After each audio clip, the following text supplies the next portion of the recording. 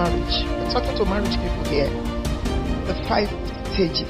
The 5 stages. The first stage is the honeymoon stage. Every marriage goes through this. It is heaven on earth.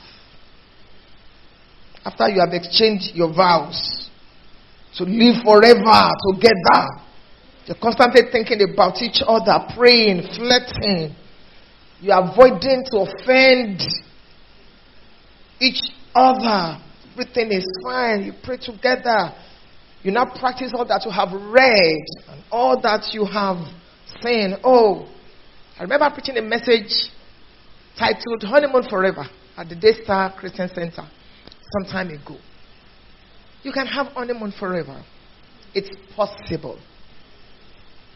It is. You can be. That's why I said in the first service, marry your friend. Because the time is coming when it's not sex that sustains the marriage. Every marriage will have to deal with a minimum of 14 kinds of storms. I did my research. Storms. Whether your house is, this is house on the rock, okay. Whether your house is built or house on the rock, or it is built on the sand, these storms will come. It is what happens after the storm is over that will determine how solid your marriage is. And there are 4 kinds of marriages. Looking at the book of Luke, chapter number 8. The one on the wayside. The one on a rock, not the rock. The one that fell among thorns. And the one on good land. Different things characterize these kinds of marriages. So we have the honeymoon stage. And then from that, you have the reality stage. Normal life stage. You are back from the moon. You are now living on planet Earth. But I'd like you to know that your reality is what you make of it. You create. You don't live your life by default. You create your reality. Now you are awakened to the reality of your spouse's unpleasant side. Coming back from the moon, or you are driving and then you say, oh, I need to fix breakfast. Please, dear, can you turn? Can you turn? The man tells you, I'm too tired. You say, why will you shout? You even raise your voice. Welcome to reality. So my wife can be this dirty? Is this not supposed to be a white pants or bra? Welcome to reality. And you tell her, this is your pants. Why now? She tells you, it was not for you to wash it now. Want to kill me? I had to prepare salad. Your children were crying. I forgot to wash the pants. What are you doing? Welcome to reality. That's marriage. It is what you make out of it. A little thing can destroy the marriage. But you can choose to work with it. I want you to change your focus from the devil. And let's face these realities. Sometimes, and I say this a lot, charisma without character is caricature. A lot of people go into marriage without character. Remember I told you in the first service, marriage amplifies who you are. If you are a kind person, when you get married, you'll be kinder. If you are a wicked person, it is marriage that will pull it out. You are very stingy. It's not just that you have glue. It is super glue that is to release money. You say, we are married now. I was releasing this when I was dating you. Now, you calculate God out of your money. Marriage amplifies who you are. Marriage is neutral, like money. Character. It shows in marriage. So, this is reality. What do? You accept and you move forward. You discuss the differences, the needs, the values. Hardly should you bring third parties into your marriage. Because some people are evil. Know who you will ever talk to about your marriage. Some of you expect that as pastors, we should know everything. Sometimes you need a professional. We don't know everything. We are also carrying our own. Sometimes you don't know that we are bleeding and we are leading. So, hardly should you bring third parties. My husband will say some people are not happy that you are happy. Maybe I'm not quoting too many scriptures. I quoted in the first service, so you can go and get the tape. This one I'm trying to be as real as possible. You've been quoting. But let's practicalize the Bible. Number 3. This third phase or third stage is what I call, I am not a fool stage. Every marriage goes through it. You want to be heard.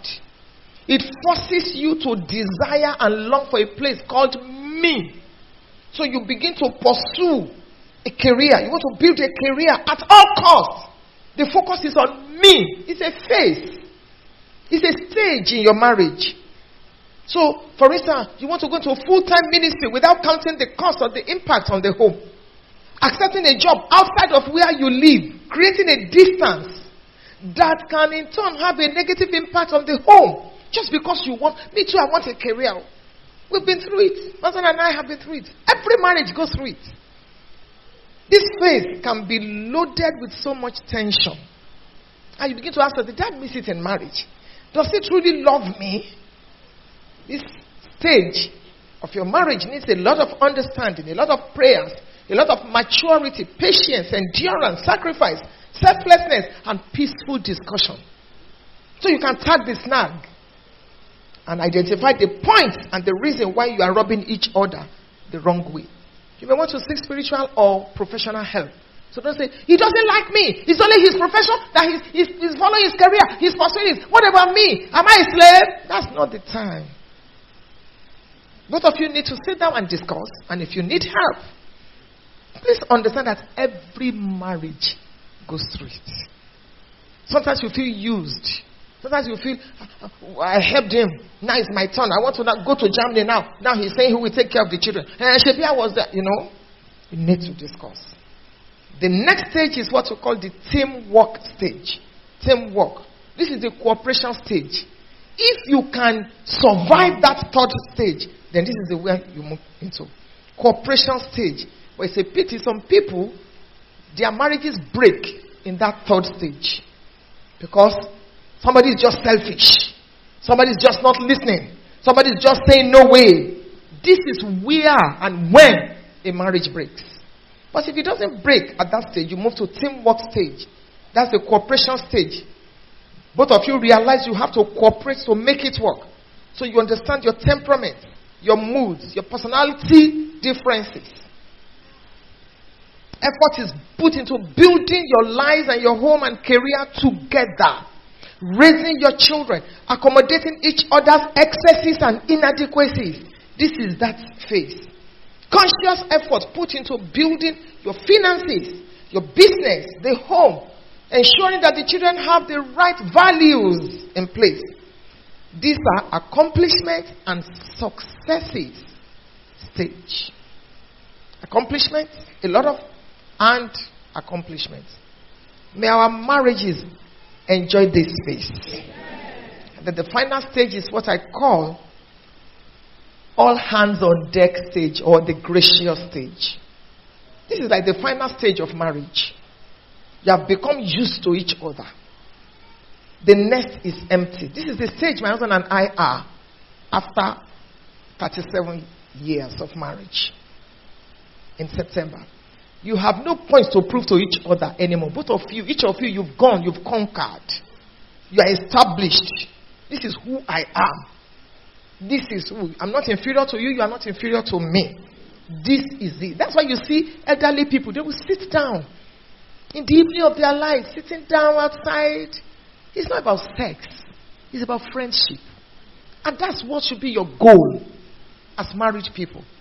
It may be stormy, things may happen and all that, but just focus. Jesus for the joy that was set before him. At this stage, you are more like friends.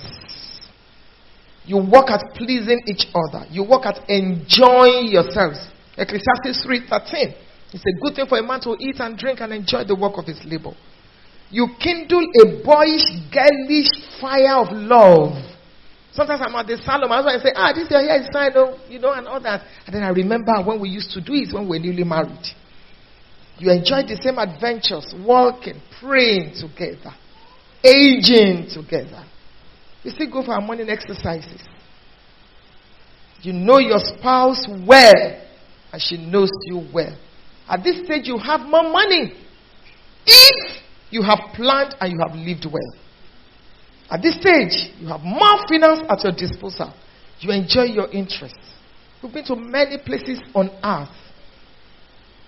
The biggest swimming pool in the world, we've been there. Best of hotels, we've been there. It's not about sex. It's not about proving a point. May the Lord prolong your days. You sit back to watch your children and grandchildren thrive. That's the stage we are in now. You will get there. No matter how long you live, you will not bury your children. This stage is graced with stability and security. That's why I'm an authority in marriage. I'm not teaching you theories. I've seen it. We've fought. We've quarreled. We've had children. We've had sex. We've eaten together. We've been in ministry. We've weathered through storms. This city has shaken us, shaken our marriage. And we're still standing. By the grace of God, we're still standing. This is the phase of security and establishment. When something happens, so when somebody abuses me on the internet now, I say, is that all? Because I've seen things. I've been there. So don't give up. Don't throw away your marriage. You will be an inspiration to other people. You'll be able to comfort other people with the comfort that you have received. It is a blissful stage. But it takes the brave and those who will not give up easily to get to this stage.